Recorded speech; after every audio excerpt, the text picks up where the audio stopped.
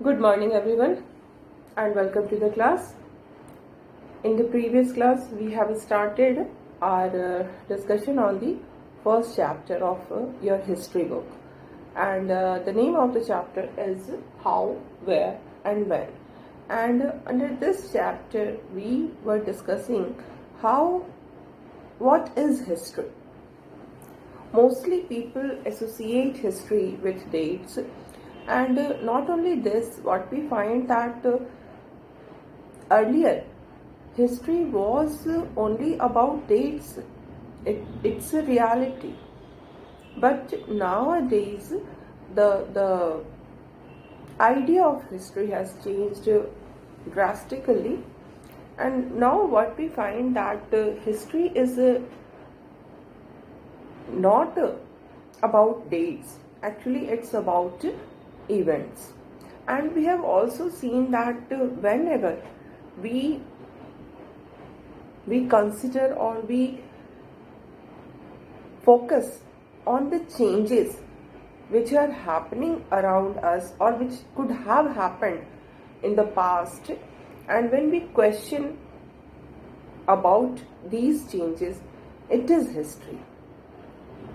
When we get newspaper in the morning, and then a question arises in our mind कि when this newspaper started to be printed, how, when the paper started, when the paper was invented, how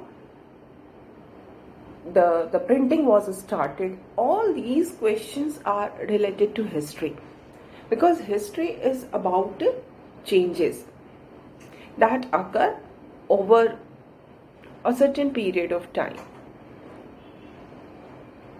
And in this regard, one more thing is very important to understand, that we cannot say any exact date, month or year for any starting of any change. Like we can't say that from this particular date people in India started drinking tea. It's not possible to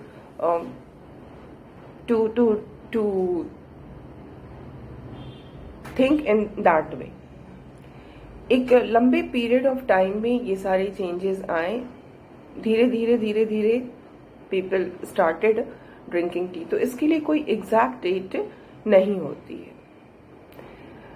and we were also discussing that whatever a particular historian think is important, whichever event is important in view of a particular historian, accordingly the date which is associated with that event becomes important. है ना. जो भी historian अपने हिसाब से जिस किसी भी इवेंट को इम्पोर्टेंस देते हैं, उस इवेंट के साथ जो जुड़ा हुआ डेट है वो इम्पोर्टेंट बन जाता है उन हिस्टोरियंस के लिए. अगर कोई हिस्टोरियन किसी दूसरे इवेंट को इम्पोर्टेंस देता है, तो फिर उसके लिए वो डेट्स, जो पहले वाले हिस्टोरियन ने जिन डेट्स को इम्पोर्टेंट माना था, दूसरे वाले हिस्टोरियन के लिए वो डेट्स इम्पोर्टेंट नहीं रह जाते, बिकॉज इनका जो इम्पोर्टेंस जिस इवेंट को दूसरे वाले हिस्टोरियंस दे रहे हैं वो डिफरेंट है ना. तो डेट्स वही इम्पोर्टेंट होते हैं जो कि इवेंट से जुड़े होते हैं. जो इवेंट हमारे लिए इम्पोर्टेंट है फॉर अ हिस्टोरियन, जिस इवेंट को वो इम्पोर्टेंस दे रहे हैं, उस इवेंट से जुड़ी हुई जो डेट्स है वो उनके लिए इम्पोर्टेंट होती. Like I told you by an example, जो ब्रिटिश हिस्टोरियंस थे, they used to write Indian history, and when they wrote Indian history, it was centered around the Governor General, the rule of the Governor General. जो भी British historians ने history लिखी उसमें उनके लिए governor general का rule ही सबसे important था. and accordingly, as the rule of the Governor General was important for the British historians, so the dates associated with these Governor Generals became important in the histories written by those historians.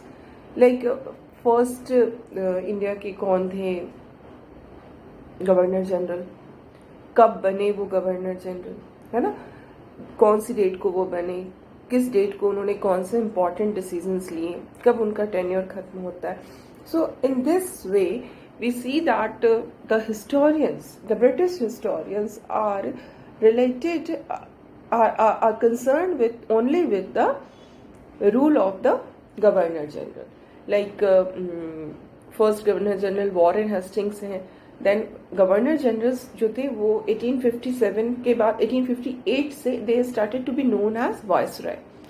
तो last Viceroy post was same, power was same, only कुछ differences power में भी आए थे, but in general हम उसको same ही मानते हैं. नाम बदल गया था. जो गवर्नर जनरल होते थे वो 1858 से वॉइसराय कहलाए जाने लगे थे. You will read about it in the following chapters, you will read about it in detail. तो यहाँ पर बस ये आप समझिए कि जिसे फर्स्ट गवर्नर जनरल कौन हुए, लास्ट वॉइसराय कौन थे, लॉर्ड माउंटबेटन. देन उनके बीच में बहुत सारे गवर्नर जनरल्स हुए, लाइक वेलेस्ली हुए, बेनेडिक्ट हुए, then Dalhousie, Canning, Lawrence, Lytton, Ripon, Curzon, Hardinge.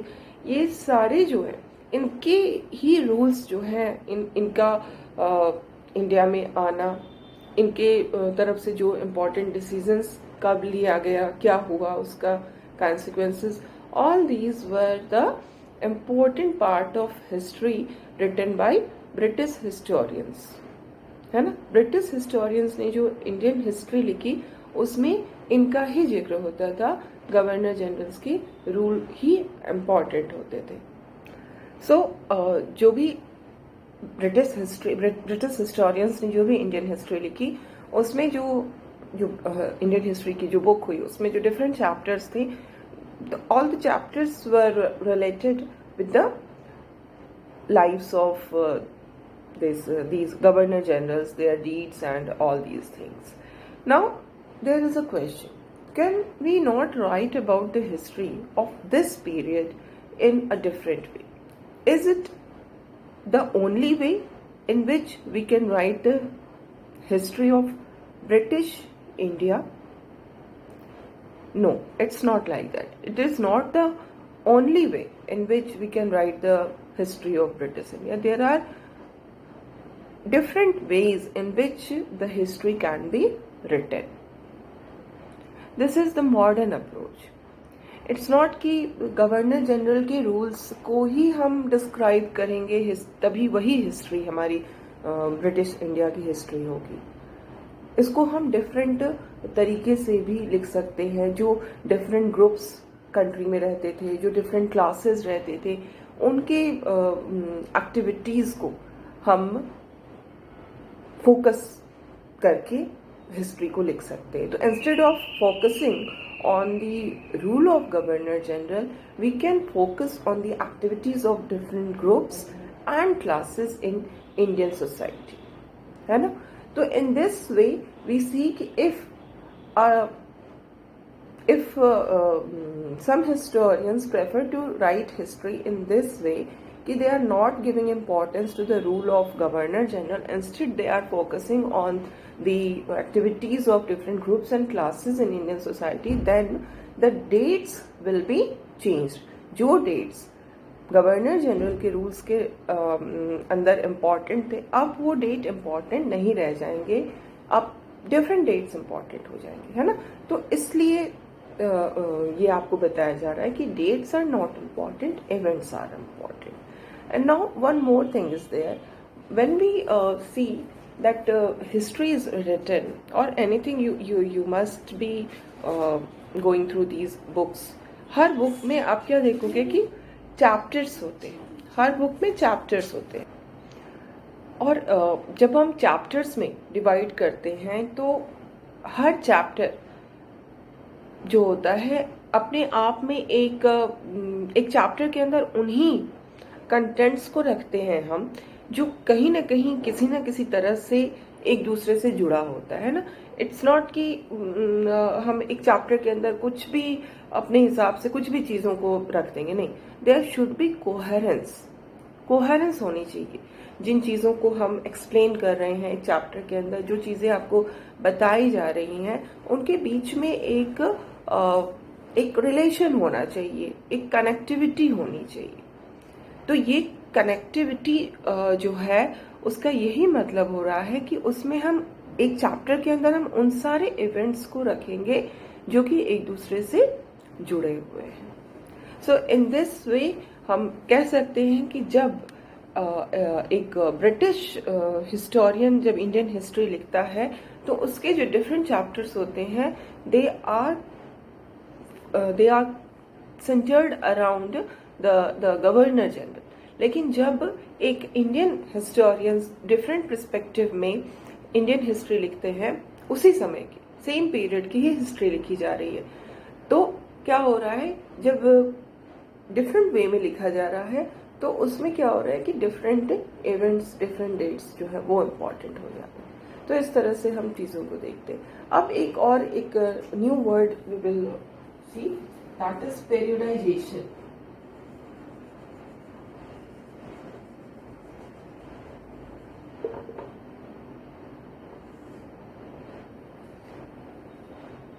Periodization, what does it mean? Periodize करने का मतलब होता है कि जिसमें हम डिफरेंट पीरियड्स में चीज़ों को रखते हैं, डिफरेंट टाइम फ्रेम में चीज़ों को रखते हैं। डिफरेंट जो टाइम्स होते हैं हिस्ट्री में, हम पीछे की चीज़ों को देखते हैं, है ना। तो जो पीछे की चीज़ें हैं, जो पास्ट की चीज़ों को हम पढ़ रहे हैं, हम समझने की कोशिश कर रहे हैं, उसमें हम क्या देखते हैं कि एक पर्टिकुलर टाइम के कुछ सेंट्रल फीचर्स होते हैं, है ना। एक पर्टिकुलर टाइम के कुछ कैरेक्टरिस्टिक्स होते हैं, ठीक है। कुछ सेंट्रल फीचर्स होते हैं, कुछ कैरेक्टरिस्टिक्स होते हैं,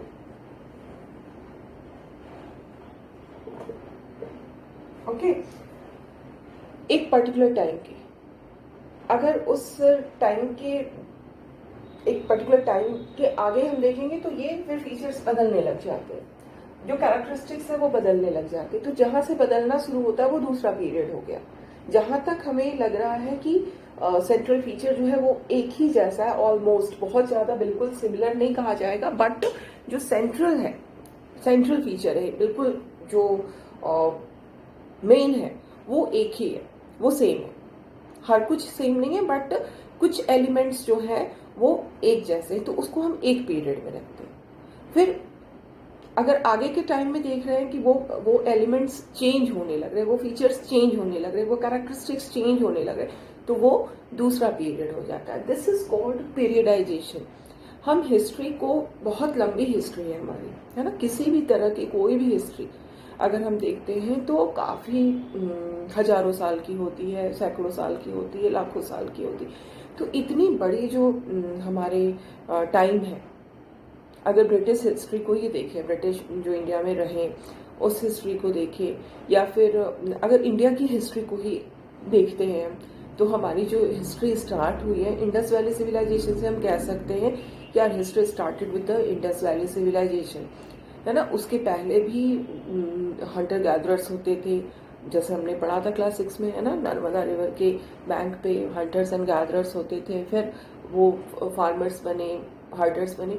तो वी कैन से कि जो इंडिया की हिस्ट्री है उसको हम अगर बहुत पीछे से देखेंगे तो आज से करीब 8,000 ईयर्स अगो और 10,000 ईयर्स अगो से हम देख सकते हैं। तो इतना लंबा जो समय है, 10,000 ईयर्स हम बात कर रहे हैं, 10,000 ईयर्स। तो ये जो लॉन्ग पीरियड है, अब इस पीरियड का ये पूरा समय हम एक साथ अगर लेंगे तो हमें हिस्ट्री को समझने में परेशानी आएगी। We will not be able to understand history properly. तो प्रॉपरली समझने के लिए हम क्या करते हैं कि पर्टिकुलर टाइम के कुछ सेंट्रल फीचर्स और कैरेक्टरिस्टिक्स पर हम अपना फोकस करते हैं। जिस समय तक हमें लगता है कि एक ही तरह का सेंट्रल फीचर या कैरेक्टरिस्टिक रहा, तो उसको हम उस पीरियड में रखते हैं, एक ही पीरियड में रखते हैं। जहां हमें लगने लगता है कि जो central features, elements, characteristics change होने लगे, तो उसको हम दूसरे पीरियड में रख देते हैं, फिर तीसरे पीरियड में। इस तरह से चीजें होती हैं। जब आपने क्लास 6 में पढ़ा होगा, यहाँ पर मैं सिर्फ एक बार आपको रेफरेंस दे रही हूँ so that you can relate it. जो इन ह्यूमन हिस्ट्री है, उसमें हमने क्या देखा कि स्टोन एज, है ना, स्टोन एज जो था उसको हमने पढ़ा था। स्टोन एज ही है जिसमें कि हंटर गैदरर्स होते थे, फिर फार्मर्स और हर्डर्स होने लगे, है ना। तो स्टोन एज को भी हमने, इफ यू रिमेम्बर, तीन पीरियड में डिवाइड किया गया था, पैलियोलिथिक, मेसोलिथिक, नियोलिथिक, है ना।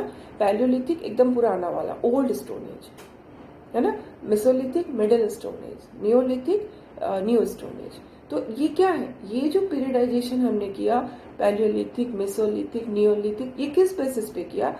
इस बेसिस पे किया कि उस पीरियड का, जिसको हम पैलियोलिथिक कह रहे हैं, उस पीरियड के सेंट्रल फीचर्स एक जैसे थे। और जब मेसोलिथिक में आते हैं तो सेंट्रल फीचर्स चेंज होने लगते हैं, तो इसलिए पीरियड चेंज हो गए, है ना। और फिर जब नियोलिथिक में आते हैं तो फिर और भी चेंजेस आ जाते हैं, मेसोलिथिक से फिर चेंज आता है, तो उसको हम लोग नियोलिथिक कहते हैं, है ना। तो इस तरह से ये होता है पीरियडाइजेशन। पीरियडाइजेशन करने का पर्पस यही होता है ताकि हम जो हिस्ट्री है उसको हम ज्यादा बेटर वे में समझ सकें, ठीक है। तो अब क्वेश्चन ये है कि जो हम ये पीरियडाइजेशन करेंगे, इसमें जो हम सेंट्रल फीचर्स की बात कर रहे हैं, ये सेंट्रल फीचर्स क्या होंगे? It cannot be defined by anyone. If you are a historian, हम जो भी बुक पढ़ते हैं, historians उन बुक्स को लिखते हैं, तो जब historians अपने स्टडी कर रहे होते हैं, तो अब वो उनको डिसाइड करना है उनके हिसाब से सेंट्रल फीचर क्या है। What is the central feature of a particular period? किस चीज के बेसिस पे वो पीरियडाइजेशन कर रहे हैं, किस आधार पे, किस बेसिस पे वो हिस्ट्री को डिफरेंट पीरियड्स में बांट रहे हैं। जैसे अगर हमने पैलियोलिथिक, मेसोलिथिक और नियोलिथिक की बात की, तो वो किस बेसिस पे था? वो था कि जो चेंजेस आ रहे थे, एक तो स्टोन का जो टूल्स था, उसके टूल्स के जो फीचर्स थे वो चेंज हुए तीनों पीरियड में। स्टोन के टूल्स के फीचर्स चेंज थे, लोगों की लाइफ बिल्कुल चेंज थी। जैसे अगर पैलियोलिथिक को देखते हैं तो उस समय लोग हंटर एंड गैदरर्स होते थे। मेसोलिथिक को देखते हैं तो उस समय लोग में चेंजेस, जो एनवायरमेंटल चेंजेस आ रहे थे, उसके साथ साथ ट्रांजिशनल हो गया था, मतलब people started to transit from hunter gatherers to farmers and herders. ये बीच में चेंज का पीरियड था, कुछ भी स्टेबल अभी नहीं हुआ था, लोग चेंजेस आ रहे थे बिकॉज एनवायरनमेंट में चेंज हुआ था। एंड देन नियोलिथिक पीरियड जब हम देखते हैं तो उसमें हम देखते हैं कि जो हंटर गैदरर्स थे वो पूरी तरह से सेटल लाइफ जो है वो लीड करने लगे, फार्मर्स एंड हर्टर्स बन गए, है ना। तो जब तक वो हंटर गैदर थे तब तक वो बंजारों की लाइफ लीड करते थे, है ना। They used to move from one place to another. फिर मेसोलिथिक पीरियड में चेंजेस आ रहे थे, ट्रांजिशन हो रहा था, फिर नियोलिथिक में वो पूरी तरह से चेंज हो जाता है, सेटल लाइफ हो जाता है। तो this is the we can say कि किस बेसिस पे हम डिफरेंट पीरियड्स को डिमार्केट कर रहे हैं, क्या हमारे हिसाब से सेंट्रल फीचर है, सेंट्रल फीचर क्या है। तो ये it depends on the historian, हम किस चीज को इम्पोर्टेंस दे रहे हैं, उसके बेसिस पे ही हम पीरियडाइज करेंगे। इफ आई एम हिस्टोरियन, है ना, अगर हम एक हिस्टोरियन है तो हम जिन चीजों को इम्पोर्टेंस दे रहे हैं उसके बेसिस पे ही हम पीरियडाइजेशन करेंगे। So just try to understand. Now we are talking about a particular historian, that is James Mill, ठीक है। जेम्स मिल जो थे,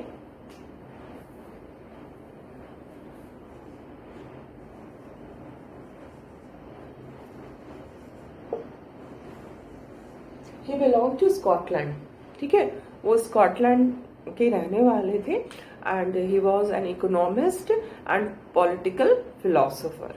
ओके, एंड उन्होंने इंडियन हिस्ट्री लिखा था. एक बहुत ही मैसिव 3 वॉल्यूम में लिखी हुई उनकी बुक थी a history of British India. Okay, the book written by James Mill was a history of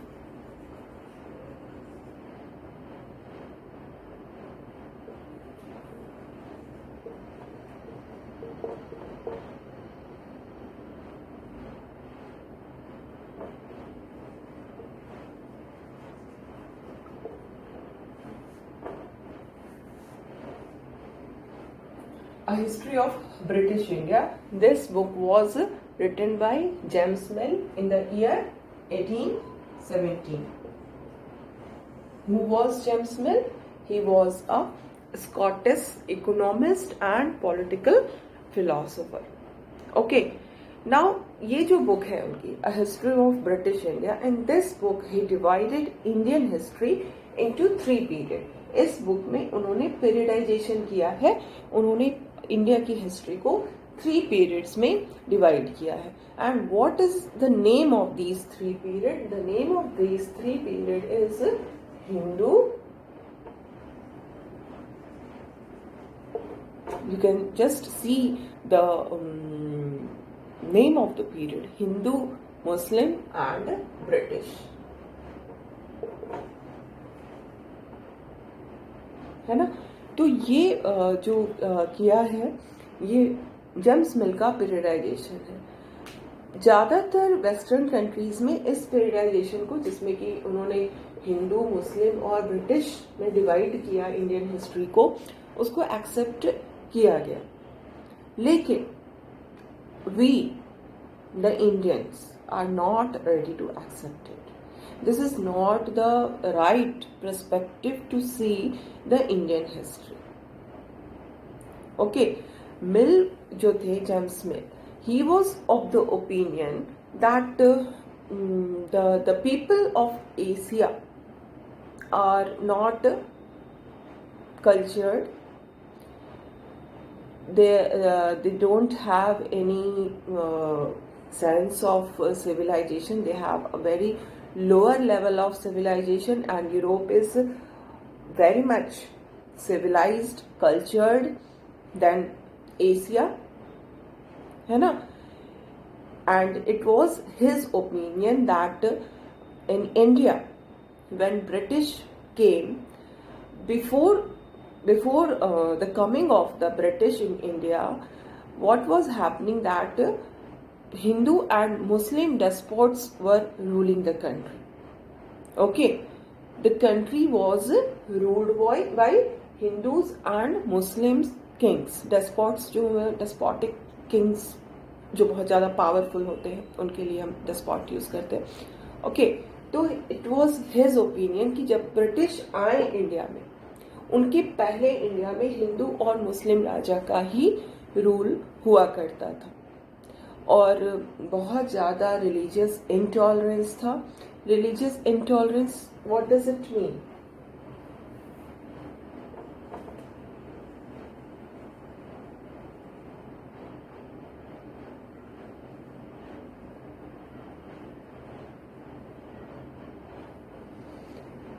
religious intolerance हम कहते हैं जैसे अगर कोई रूलर हिंदू है और subject, we are talking about monarchical system, ठीक है?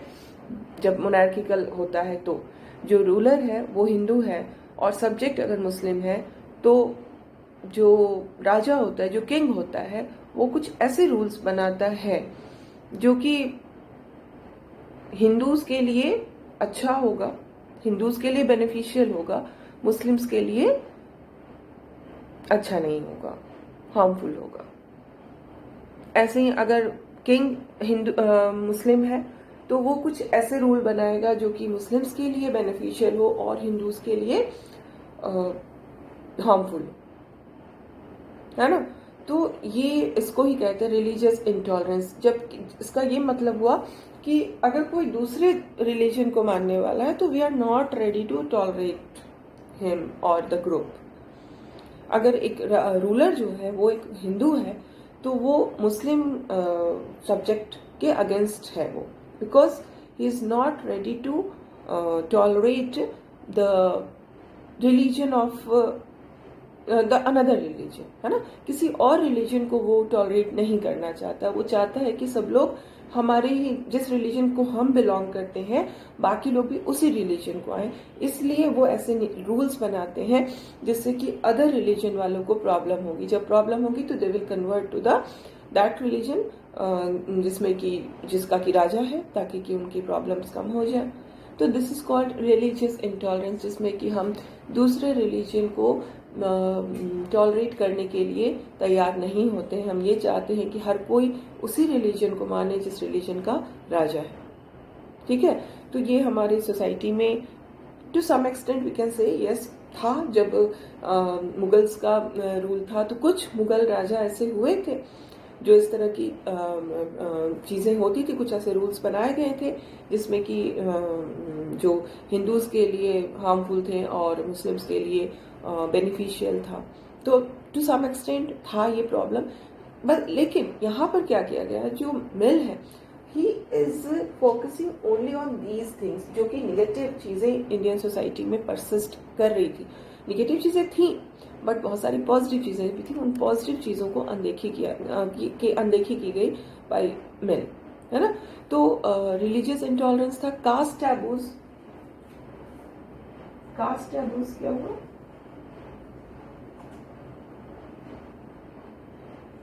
कास्ट के कारण जब हम पे टैबू लगता है, ऑब्स्ट्रक्शन लगता है, लाइक हमारी सोसाइटी में यू ऑल आर अवेयर कि वी हैव वर्णा सिस्टम, है ना। और वर्णा सिस्टम के अंदर क्या होता था, जो शूद्रास होते थे उनको बहुत सारे ऑब्स्ट्रक्शंस होते थे, like they were not allowed in the public place, है ना। पब्लिक प्लेस में उनको नहीं आने दिया जाता था। अनटचेबिलिटी प्रैक्टिस की जाती थी। They were not allowed to take water from the same river or pond or lake or whatever river. Water का जो सोर्स होता था that was a great bone of contention, है ना। तो ये सब चीजें यू आर नोइंग। और सुपरस्टिशियंस भी थे हमारे सोसाइटी में, अंधविश्वास जिसको हम कहते हैं, सुपरस्टिशियस प्रैक्टिसेस डोमिनेट करती थी। तो मिल का कहना था कि जब तक ब्रिटिश नहीं आए थे इंडिया में, तब तक जो इंडियन सोसाइटी थी वो इन्हीं सब चीजों से रूल होती थी। And British rule actually British rule के इसलिए आया इंडिया में ताकि इंडियंस जो बारबेरिक है, जो अनसिविल है, उनको सिविलाइज किया जा सके। They don't know any decent behavior. Their activities are full of their mind is full of religious intolerance, caste taboos and superstition. तो जो ब्रिटिश रूल इंडिया में है वो इसलिए आया है ताकि हम इनको सिविलाइज बना जा सके। दे डोंट नो सिविलाइजेशन, है ना। तो मिल का यही कहना था कि ब्रिटिश रूल जो है वो इनको सिविलाइज कर देगा एंड इसीलिए हम इन पे रूल कर रहे हैं। ब्रिटिश रूल को जस्टिफाई करने का ये एक बहुत ही अच्छा तरीका था ब्रिटिशर्स की तरफ से। वेस्टर्न कंट्रीज ने, वेस्टर्न फिलोसोफर्स, वेस्टर्न हिस्टोरियंस, उन्होंने इसको अडॉप्ट किया कि हम क्यों इंडिया पे ब्रिटिश रूल हुआ। हम अपने फायदे के लिए हम ब्रिटिश रूल नहीं हमने किया कि यहाँ के रिसोर्सेज को हम यूज करना चाहते। We don't want to use the resources of this country, we only want to make the people of this country civilize. ये क्या है, this is kind of covering. जब हम कुछ गलत काम करते हैं तो हम कैसे करते हैं, उसको छुपा कर करते हैं, है ना। तो ये वही चीज हो रही थी कि एक कवरिंग में हमने चीजों को रखा था ताकि किसी को कहने के लिए हम ये ना कहें कि हम आपके देश पे रूल करना चाहते हैं, हम आपके रिसोर्सेज को यूज करना चाहते हैं। नहीं, हम तो आपको सिविलाइज करना चाहते हैं, है ना। तो इस तरह से जो इंडिया है उसके अंदर European manners, European art, European institution, European laws को हमें इंट्रोड्यूस करना होगा और तभी यहाँ पे सिविलाइजेशन आ पाएगी, है ना। और मिल का ये भी कहना था, मिल ने ये भी सजेस्ट किया कि ब्रिटिश जो है उनको पूरी की पूरी इंडिया की टेरिटरी को कॉन्कर कर लेना चाहिए, तभी तो इंडियन पीपल सिविलाइज होंगे, हैप्पीनेस आएगी, एनलाइटनमेंट आएगा। They are not aware of anything.